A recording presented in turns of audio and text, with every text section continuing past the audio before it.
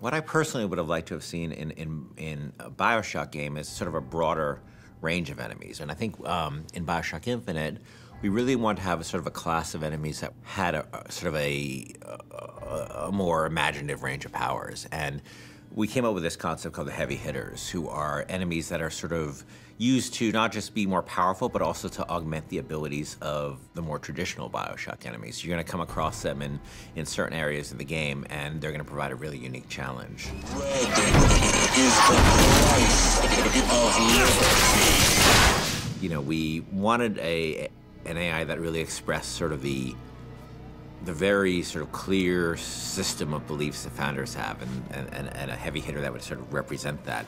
And the Motorized Patriot is sort of the embodiment of that. And they came up with this idea of this creepily motorized, like Hall of Presidents animatronic George Washington. It was specifically the face, specifically this weird, like, porcelain child dolls, you know, poor rendering of George Washington.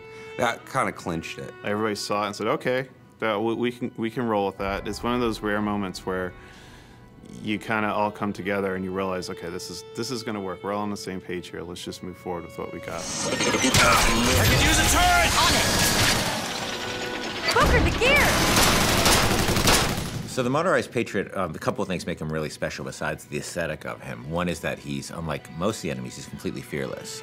He doesn't have a sense of self-preservation, so he'll just keep coming at you and coming at you and coming at you. You know, despite the fact that you face many different kinds of enemies in this game, you clearly can't reason with this one. He's just gonna keep coming forever, you know? He is sort of a clockwork Terminator. The other cool thing about him, he's got this Gatling gun called a pepper mill. And once you destroy the Patriot, Booker can actually go pick up the pepper mill and actually use it as a heavy weapon. And that's the only place he can get it, was from a destroyed Motorized Patriot.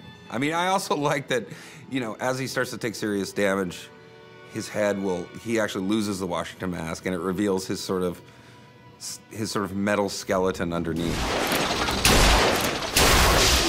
The thing I like most about this guy is that I think he's pretty readable as what he does. You know, he's a fairly simple guy. He's not a Swiss Army knife. He's a guy with a big gun, and I think that reads pretty well. He's got this incredible sense of heaviness. He's relentless, and just hearing sort of the things he's saying is both funny and kind of terrifying. But he's, you know, a deadly, deadly enemy.